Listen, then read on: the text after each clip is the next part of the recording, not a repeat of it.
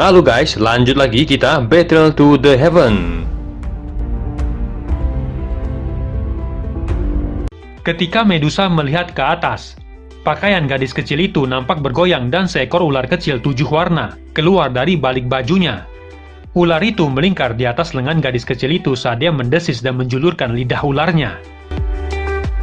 Di puncak menara batu, nampak Xiaoyan duduk di panggung batu dengan api hitam lonjak di tubuhnya. Sudah setahun kamu belum bangun. Demi Sun Er ataupun anak Cailin, kamu harus segera bangun. Gumam Xioi dengan lembut dan menggelengkan kepalanya. Xioi baru saja akan berbalik ketika wajahnya tiba-tiba menegang saat melihat jari Xiaoyan sedikit bergerak.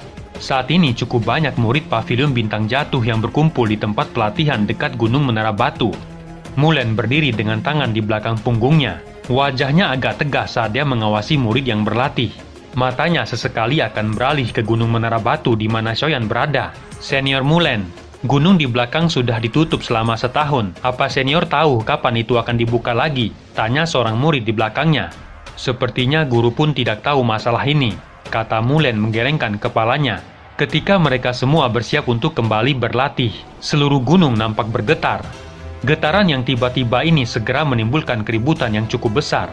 Banyak tatapan tiba-tiba beralih ke menara batu di tempat Xiaoyan berada. Ini adalah riak energi yang dipancarkan dari tempat menara batu. Gumam Mulen terkejut saat merasakan riak energi yang dipancarkan dari menara batu. Getaran menara batu juga menarik perhatian banyak ahli di dalam Pavilion Bintang Jatuh. Mereka segera bergegas keluar dari berbagai tempat dan melesat ke langit. Mereka nampak terkejut dan tidak yakin saat melihat ke arah gunung dekat menara batu. Namun mereka samar-samar bisa merasakan douci yang sangat menakutkan. Yolau dan Feng Zunzi juga dengan cepat muncul di langit. Mata mereka melihat keributan di menara batu. Kegembiraan liar segera melintas di wajah mereka setelah merasakan douci yang menakutkan. Apa dia akhirnya akan bangun?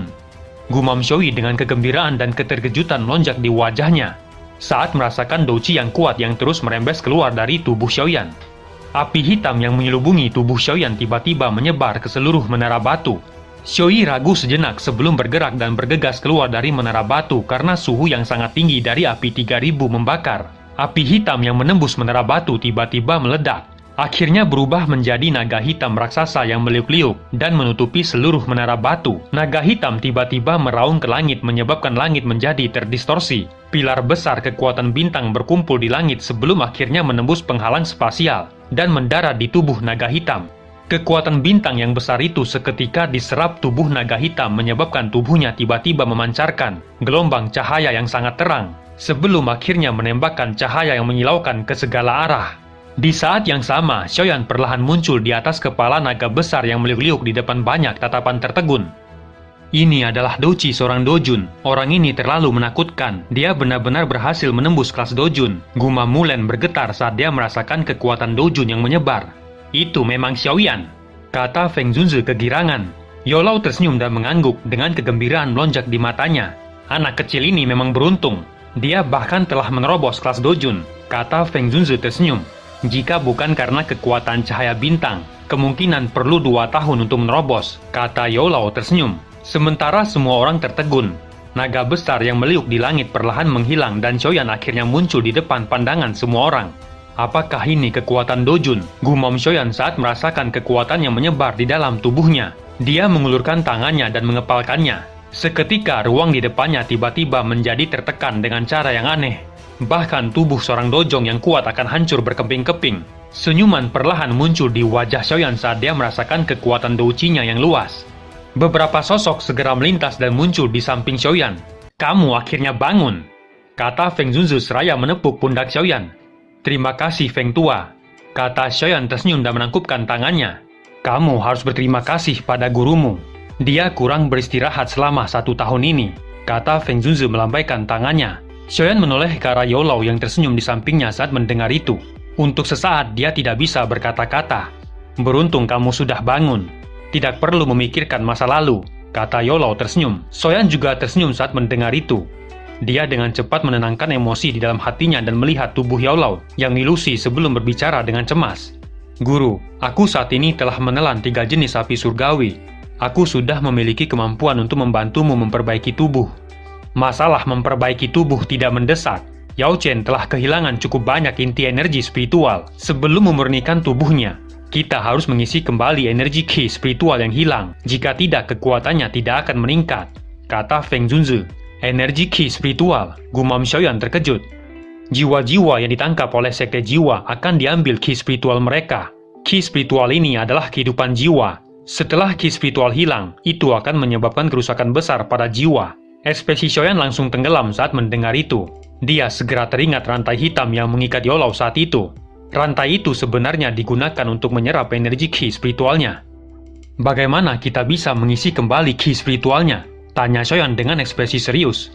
Ki spiritual adalah fondasi jiwa, sangat sulit untuk diubah dengan kekuatan luar. Namun ada dua barang unik di benua ini yang dapat memperbaiki ki spiritual, kata Feng Zunzi.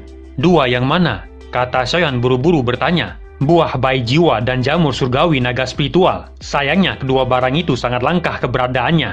Selama 1 tahun ini, aku telah mengirim beberapa orang untuk mencarinya. Namun, kata Feng Zunzi menggelengkan kepalanya. Hati Xiaoyan nampak suram saat mendengar itu. Jika Youlau tidak dapat mengisi kembali ki spiritualnya, itu berarti dia tidak akan dapat memiliki tubuh. Apakah tidak ada cara lain? Tanya Xiaoyan. Feng Zunzi dan lainnya nampak diam saat mendengar itu. Seorang penatua di samping ragu sejenak sebelum berbicara. Buah bayi jiwa itu dikabarkan adalah peninggalan kuno yang telah menyebabkan keributan baru-baru ini. Peninggalan kuno? Apa ada beritanya? Tanya Xiaoyan menoleh ke arah penatua itu. Dari mana kamu mendapatkan berita itu? Tanya Feng Zunzi tertegun. Dari kabar yang ada. Beberapa ahli telah mencoba menerobos masuk ke dalam peninggalan kuno untuk mengambil buah jiwa itu. Tetapi mereka akhirnya mundur dengan menyedihkan, kata penatua itu. Buah jiwa memang sesuatu dari zaman kuno. Xiaoyan, kamu benar-benar beruntung kali ini, kata Feng Zunzi tersenyum. Jangan terlalu senang dulu. Buah jiwa ini telah menarik cukup banyak ahli dari benua. Bukan hal yang mudah untuk mengambil harta seperti itu dari dalam peninggalan kuno itu. Tidak ada yang tahu berapa banyak dojong atau dojun yang telah mati di sana, kata Youlau. Sebenarnya apa yang terjadi pada peninggalan kuno ini? Gumam Xiaoyan bertanya. Mari kita turun dulu dan bicarakan di dalam. Cukup banyak hal telah terjadi di dataran tengah selama kamu tidak sadarkan diri 1 tahun ini, kata Feng Zunzi. Xiaoyan mengangguk saat mendengar itu. Dia menoleh dan tersenyum ke arah Xiaoyi, yang mengikuti di belakangnya. Pemilik peninggalan kuno itu mungkin adalah seorang doseng. Setiap kali peninggalan kuno itu muncul, itu akan menimbulkan pertarungan berdarah. Kamu juga harus tahu betapa menariknya benda kuno yang ditinggalkan oleh seorang doseng. Mantra api yang kamu latih juga adalah harta kuno yang aku dan Yao Chen dapatkan setelah mengalami pertempuran berdarah saat itu. Namun peninggalan kuno kali ini lebih merepotkan karena muncul di dalam wilayah binatang magis, kata Feng Zunzi. Ini memang cukup merepotkan, gumam Xiaoyan mengangguk. Namun sekte jiwa telah menemukan buah bayi jiwa di dalam peninggalan kuno itu, dan pasti akan bertindak, kata Feng Zunzi dengan suara yang dalam. Serahkan masalah buah jiwa itu padaku. Aku akan mencoba yang terbaik untuk mendapatkan buah jiwa itu, kata Xiaoyan. Itu terlalu berbahaya. Kamu tidak mengerti betapa kejamnya pertarungan di dalam peninggalan kuno semacam itu. Lagi pula, kamu masih perlu menyelamatkan ayahmu, kata Youlau. Tenang guru, aku tahu batasanku. Bahkan jika aku bertemu dengan Taixing kali ini, aku juga bisa mundur dengan aman, kata Xiaoyan tersenyum. Dia tidak menunggu Youlau untuk berbicara sebelum mengalihkan pandangannya ke arah Feng Zunzi. Feng Tua, tolong bantu aku siapkan peta wilayah peninggalan kuno itu, kata Xiaoyan. Feng Zunzi melirik Youlau yang nampak muram sebelum mengangguk dan berbicara. Meskipun aku juga khawatir, kamu memang orang yang terbaik saat ini. Kami hanya dapat mengandalkanmu kali ini. Selain itu, bawa Mulan bersamamu. Klannya juga berada di dalam wilayah binatang. Mereka mungkin bisa memberikan sedikit bantuan, kata Feng Zunzi. Karena kamu bersikeras, guru tidak akan menghentikanmu. Jika kamu bertemu dengan situasi berbahaya, kamu harus segera mundur, kata Youlau. Xiaoyan tersenyum dan mengangguk saat mendengar itu. Di atas punggung bangau putih nampak Xiaoyan dan lainnya sedang duduk di atasnya. Betapa tidak menyenangkan di wilayah binatang. Mengapa kita pergi ke sana? Gumam Jian mengeluh. Xiaoyan hanya tersenyum saat mendengar itu. Xiaoyi juga tersenyum tipis. Saat ini luka Xiaoyan benar-benar sembuh, menyebabkan dia menjadi benar-benar santai. Xiaoyan melemparkan botol giok ke arah Jian. Kegembiraan muncul di wajah Jian saat menerima botol giok itu. Dia menuangkan Yawan ke dalam mulutnya dan mengunyahnya. Tempat itu tidak menyenangkan untuk dikacaukan seperti dataran tengah. Karena peninggalan kuno telah muncul di wilayah binatang, kamu harus bersiap untuk pertempuran berdarah jika kamu ingin mendapatkan harta itu, kata Jian. Mulan, Suku binatang apa saja yang ada di dalam wilayah binatang? Kata Soyan mengabaikan kata Jian dan mengalihkan pandangannya ke arah Mulen. Cukup banyak suku binatang magis di sana. Namun ada 3 suku binatang yang besar di sana. Mereka adalah suku Ibis Phoenix, suku 9 Piton, dan suku Naga Kuno. Kamu harus lebih berhati-hati pada suku Ibis Phoenix. Saat itu kamu dapat menyembunyikan darah Phoenix kuno dari Feng Qiner. Namun jika kamu bertemu dengan ahli kuat dari Ibis Phoenix, akan sangat sulit untuk menyembunyikannya. Ada banyak ahli dalam suku itu dan sangat menakutkan. Meskipun kamu saat ini telah maju ke kelas Dojun, kamu hanya dapat menahan diri dalam menghadapi faksi yang menakutkan itu, kata Mulen dengan wajah yang serius. Xiaoyan hanya mengusap dagunya saat mendengar itu. Suku Iblis Phoenix bukan apa-apa. Xiaoyan, kamu tidak perlu takut. Dengan adanya aku di sini, aku akan membiarkan mereka semua tidak dapat kembali jika mereka berani datang, kata Jian seraya mengunyah Yawan dengan senang. Mulen nampak tercengang dan melirik Jian saat mendengar itu, meski dia tidak yakin tentang Jian. Namun dari cara Feng Zunzi dan lainnya memperlakukannya, sepertinya latar belakang gadis kecil ini cukup kuat. Xiaoyan melirik Jian dan tanpa sadar menggelengkan kepalanya.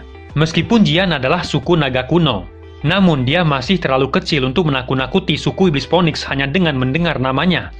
Tenang, aku akan memikirkan cara untuk menyembunyikan darah Phoenix kuno itu, kata Xiaoyan tersenyum. Itu bagus. Menyinggung Iblis Phoenix di wilayah binatang akan sangat merepotkan. Bagaimanapun suku yang kuat akan memiliki banyak suku tambahan, seperti suku burung mitos hijau Klenku, yang memiliki hampir 10 suku tambahan di wilayah binatang ini, kata Mulen. Suku yang jumlahnya paling banyak di dalam wilayah binatang adalah suku 9 Piton. Namun bertambahnya jumlah garis keturunan dari 9 Piton menjadi semakin tidak murni. Adapun mengenai suku naga kuno yang paling misterius, aku belum pernah mendengar mereka memiliki suku pembantu tambahan. Ini mungkin karena mereka sangat kuat dan tidak tertarik. Jika tidak, akan ada cukup banyak suku kuat yang bersedia bergabung dengan mereka, kata Mulen dengan kegaguman melintas di wajahnya saat dia menyebutkan naga kuno. Jian hanya melebarkan mulutnya saat mendengar itu dan menuangkan Yawan terakhir ke dalam mulutnya. Dia mengunyah beberapa kali sebelum menepuk perutnya dengan sikap puas. Suku Iblis Phoenix tidak sekuat yang kau gambarkan.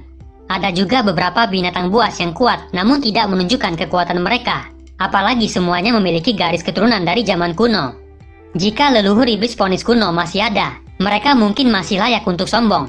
Sayangnya leluhur mereka sudah tidak ada lagi di benua ini. Selain itu, naga kuno bukannya tidak memiliki suku tambahan. Hanya saja kamu tidak menyadarinya, kata Jian. Mulen sedikit melebarkan mulutnya saat mendengar kata Jian. Iblis Phoenix kuno adalah nama yang sesekali dia baca di buku kuno. Namun dia tidak menyangka nama itu akan diucapkan dari mulut gadis kecil ini. Suku burung mitos hijau Klenku juga memiliki reputasi. Jika naga kuno juga memiliki suku tambahan, bagaimana mungkin saya tidak tahu tentang masalah sepenting itu? Kata Mulen yang tidak mau diberi pelajaran oleh seorang gadis kecil dan segera membalas. Suku burung mitos hijau? Kata Jian mengangkat alisnya. Matanya sedikit aneh saat dia melihat Mulen sebelum tertawa, dan benar-benar berhenti berbicara. Kamu? Kata Mulen merasa sedikit marah saat melihat sikap Jian. Xiaoyan di sampingnya buru-buru menghentikannya. Peninggalan kuno adalah wilayah suku 9 Piton. Para ahli 9 Piton pasti akan turun tangan.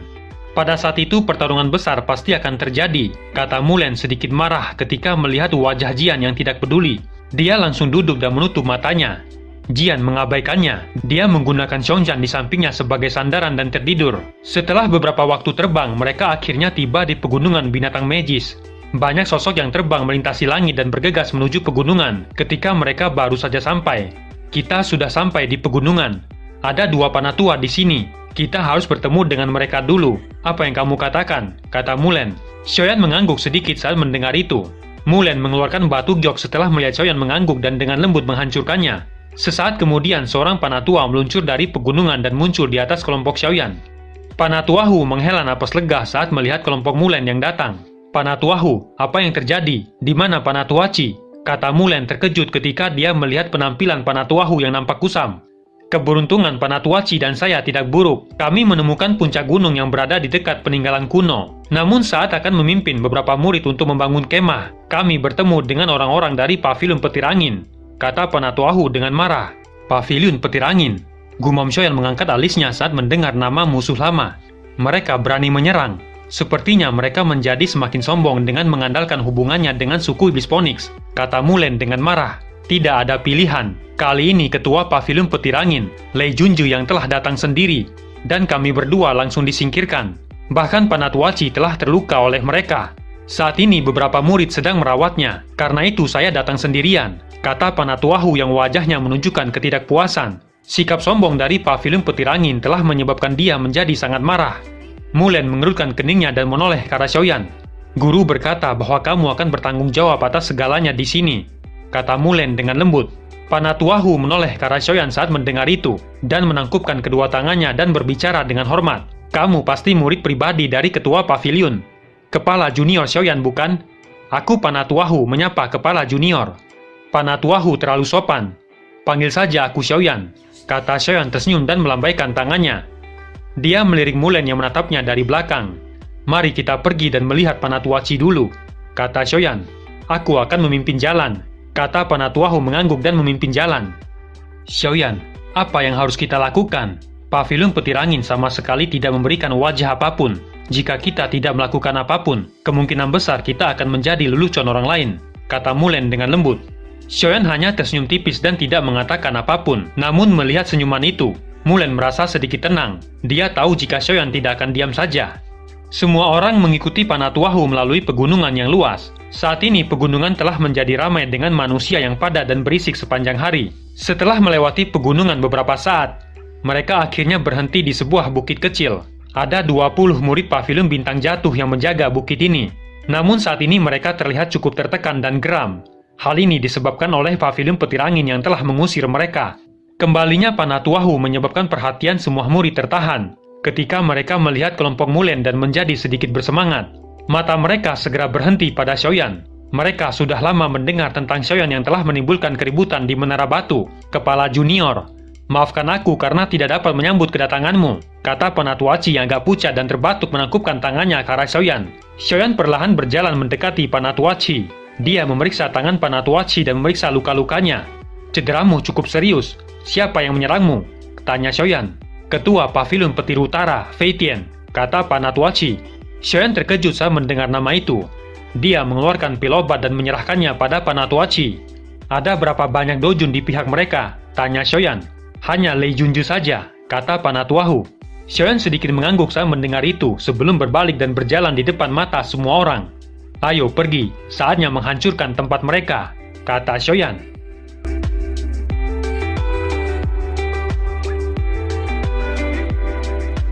Cerita pun selesai. Nantikan spoiler selanjutnya guys. Buat yang belum subrek, dibantu subrek yo guys, biar jalan terus spoilernya.